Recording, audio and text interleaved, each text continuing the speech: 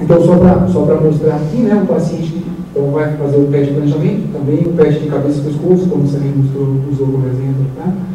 Anteriormente. Aqui o paciente então já na maca plana, a gente pode ver lá, né, essa maca com as referências, já com a máscara de radioterapia, né, com o fixador rígido, e a gente pode ver ali ao lado, aqui, esse é um laser ao posicionamento. Né? Esse não é esse laser do ventre que é usado para posicionar o paciente no equipamento. Então, passada essa etapa técnica, esse ressalva técnica, são dois aspectos fundamentais que eu entendo que a gente tem que lembrar quando a gente fala de PET-CT para planejamento radioterápico. São dois que, nominalmente, eles parecem muito semelhantes, mas conceitualmente eles são distintos. Né? Então, o PET pode ajudar na seleção da área que será irradiada, e isso está intimamente relacionado com o estadiamento.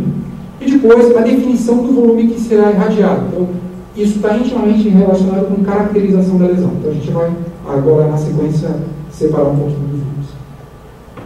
Também demonstrado em literatura, com N referências, uma referência mais antiga, mas existem outras tantas, a sensibilidade do PET em relação aos métodos estruturais, particularmente a tomografia, para estadiamento linfonodal. Né?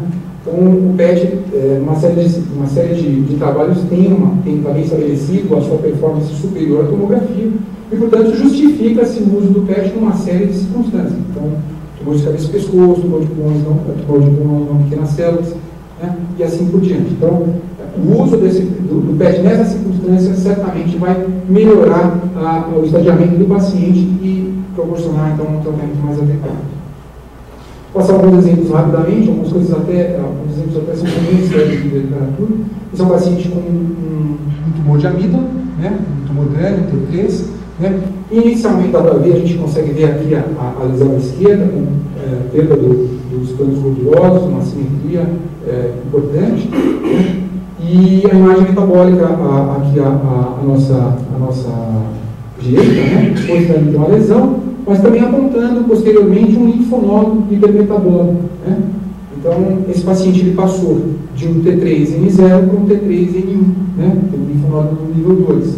Então, claro que isso muda um pouco o estadiamento do paciente e também implica em mudança do campo radioterápico. No outro caso, esse é o caso do serviço, é um paciente que tem as três modalidades, que tem uma tomografia. Ele tem uma tomografia, onde a gente vê um espessamento, né, do seio maxilar esquerdo.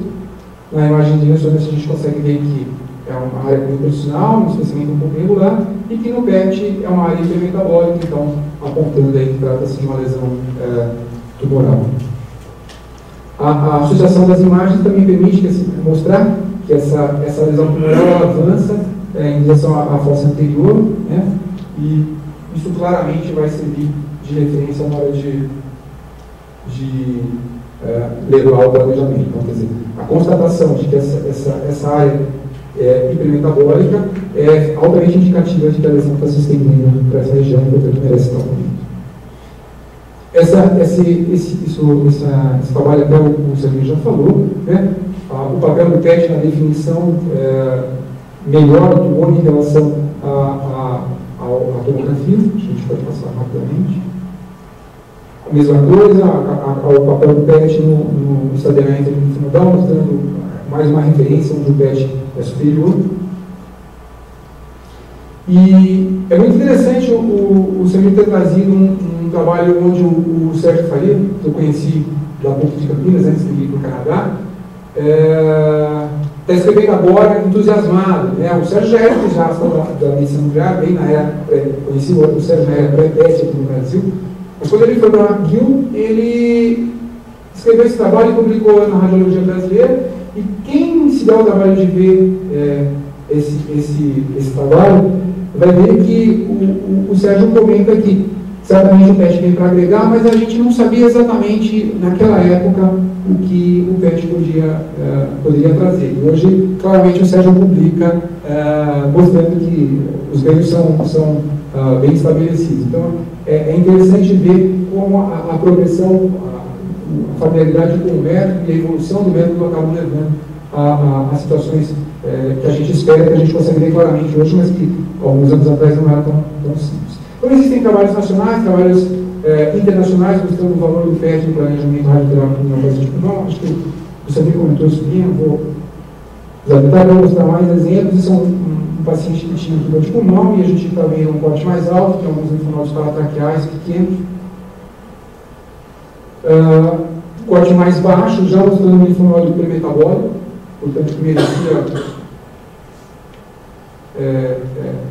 suspeito, merecia então investigação adicional, ou ser incluído como uma área suspeita, um outro linfonodo, e mais para baixo ainda, alguns outros linfonodos não captantes. Então, usando a informação estrutural, né, a gente teria alguma coisa como isso, né? Um esquema um pouco estranho para a gente também se não criar, mas um esquema de proposta de tratamento, de radiação. E quando a gente usa as imagens metabólicas, o resultado final é alguma coisa assim, então significativamente menor. Essa experiência de vários trabalhos tem sido coletada, e é interessante que há alguns meses atrás a Organização Europeia de Pesquisa e Tratamento do Câncer lançou algumas recomendações para um planejamento radioterápico, né, dos tumores de pulmão. E é bastante interessante e agradável de ver que o PET foi incluído como uma evidência de nível 1B, de estadiamento, então de mediastino, né, na avaliação de linfonodos, pelo seu valor, pelo seu potencial de esclarecimento, de informação correta, né, de correção de informação em função dos métodos estruturais. Eu também recomendo, tem uma recomendação 1B, mas isso é um pouco mais técnico, fixação com métodos rígidos para evitar a movimentação do paciente. Mas, clinicamente, a organização recomenda o uso do PET para estadiamento de mediastina em pacientes com câncer de pulmão. O segundo aspecto interessante, e que o Samir também deu bastante atenção, é a definição do volume que vai ser irradiado. Então, é aí a ideia de caracterização da lesão. Então, é aquilo que a gente já comentou, as imagens metabólicas do PET, né, elas acabam, em alguns tumores, apresentando uma maior sensibilidade, uma especificidade, uma maior acurácia na detecção de doença ativa em relação aos métodos estruturais. Isso não é sempre, mas em algumas situações é realmente assim. Então, com isso, a gente consegue uma melhor indicação da doença, né? E é claro que em algumas situações o PET, a imagem metabólica, ela acaba tendo um melhor contraste da tomografia na separação do que é tecido envolvido versus tecido normal, né? A tomografia, em algumas circunstâncias, tem dificuldade de separar essa diferença de densidades em partes singulares. Então, aí o PET tem que somar, né? Se ele consegue essa melhor separação, então a gente está diante de um método que vai levar a uma menor variação interobservador na definição dos limites de tumor. Infelizmente, o mundo não é tão maravilhoso assim. Existem situações clássicas como essa, quer dizer, aí é fácil, né? Um paciente com tumor de pulmão com arterioplasia, né? A imagem metabólica vê isso muito bem. Então, a gente consegue, na imagem de difusão, mostrar onde está a lesão e o restante é parênquima normal arterioplasial. Esse é outro caso, o caso do nosso serviço, que é uma imagem de literatura. O paciente tinha um tumor central, né, dá para a gente ver aqui bem claramente a imagem de difusão, e que o campo final acabou sendo esse. Mas se a gente usasse o método estrutural, talvez ele tivesse um campo um pouquinho maior que envolveria parte dos segmentos arterioclasiados adjacentes ao tumor. Então, isso é vida real, né? Nessa situação extrema, o PET ajuda com facilidade. Ou nessa, né? O paciente que tem uma alteração pós-operatória extensa, né? Tumor de cabeça e pescoço, e daí a facilidade do PET de apontar, fazer uma imagem de literatura, não é minha, onde está a lesão que merece o tratamento complementar. Aqui algumas outras situações também de literatura, mostrando o PET apontando extensão da doença em função dos seus achados versus aquilo que a tomografia mostraria. Eu não vou comentar esse, acho que o Samir também falou, mas essencialmente o uso do PET em pacientes de tumor de cabeça e pescoço, a comparação do desenho em função dos achados da tomografia. Esse paciente, as áreas eram iguais pelos dois métodos, foi bastante parecido, 75%, eram iguais em 8%, o desenho do PET era menor que a tomografia em 75% e era maior em 18%. Então, o tratamento, se fosse dirigido exclusivamente pela tomografia, eventualmente poderia ser inadequado em 1/4 dos pacientes. Então, mais uma vez, o PET alterando, acho que o Samir comentou esse trabalho também. Algo que bastante interessante da literatura é a precisão com que o PET reconhece a área de envolvimento. Então, existem algumas referências, eu extraí uma, onde foi feita uma correlação anatomopatológica, né, do espécimen cirúrgico com aquilo que a imagem metabólica mostrava. E o coeficiente de correlação é bastante bom. Quer dizer, o que o PET mostra e o que a gente vê na lâmina. Né?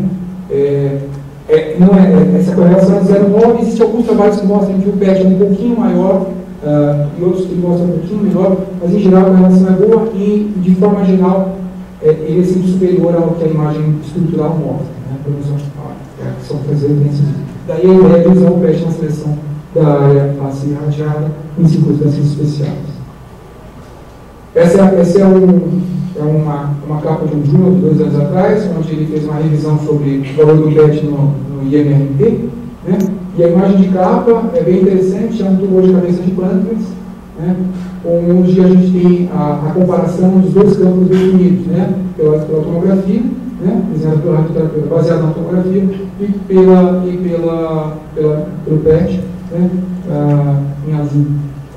Então, é um artigo bastante interessante de revisão e mostra o valor do PET em outras situações, como faz sentido em tumores de faladas tradicionais, que as pessoas, não, mas fala também de tumores do abdômen superior e aponta em algumas situações onde o PET pode ajudar ainda mais. Então, eu estava comentando que nem tudo são maravilhas, né? Infelizmente, a gente tem algumas dificuldades que são inerentes ao método, né? A definição da lesão, embora a gente saiba que o PET pode demonstrar em algumas situações melhor do que a tomografia, a gente tem limites a serem ultrapassados. Né? Lembrar que a resolução clínica dos PETs, da maioria dos PETs instalados hoje, fica ao redor de 7, 9 milímetros. Né? Então, é uma resolução, a gente poderia até considerar um pouco precária. Né? Então, para você definir bordas, isso é um pouco difícil, principalmente quando a gente estiver diante de pacientes com tumores não captantes. Né? A gente também não consegue deixar o corte da medicina nuclear muito mais fino do que ele já é hoje, pelo menos à luz do conhecimento atual. Então, a gente está mais sujeito a fenômenos de efeito de volume parcial, que isso é um problema na hora de desenhar. Né? O Samir também comentou com bastante propriedade. Né? O que é a borda da lesão? Como é que a gente vai definir? Né? Então, existem várias propostas e nenhuma é consensual. Né? A gente pode definir através do SUV, ou seja, entender como um tumor ativo, tudo aquilo que tiver um SUV igual ou superior a 2,5. Isso acerta em algumas circunstâncias e erra em outras.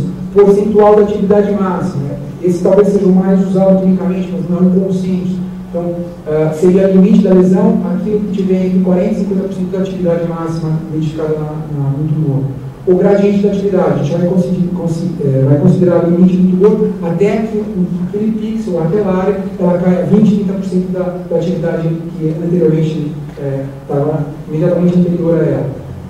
Então, são problemas que a gente vai ter que estudar juntos, nós da medicina nuclear, junto com os colegas da radioterapia, porque isso vai levar em conta aspectos metodológicos e também o segmento desse paciente, usando um ou outro, né, assim que a gente, e vendo o resultado no futuro, é assim que a gente vai conseguir aprender o que é melhor, né, como está sendo feito hoje. Então, não tem uma maneira de se dizer quem é melhor. E lembrar que, particularmente, isso tudo tem um impacto muito grande, né, claro, no aumento na redução de GTV, que é um aspecto importante em alguns esquemas mais modernos, em algumas situações, aqueles esquemas de altas doses e profilacionadas. Às vezes você faz doses bem elevadas em 3, 4 vezes. Daí o que acontece? O GTV se aproxima muito do volume final de tratamento. Você tem muito pouca margem para errar.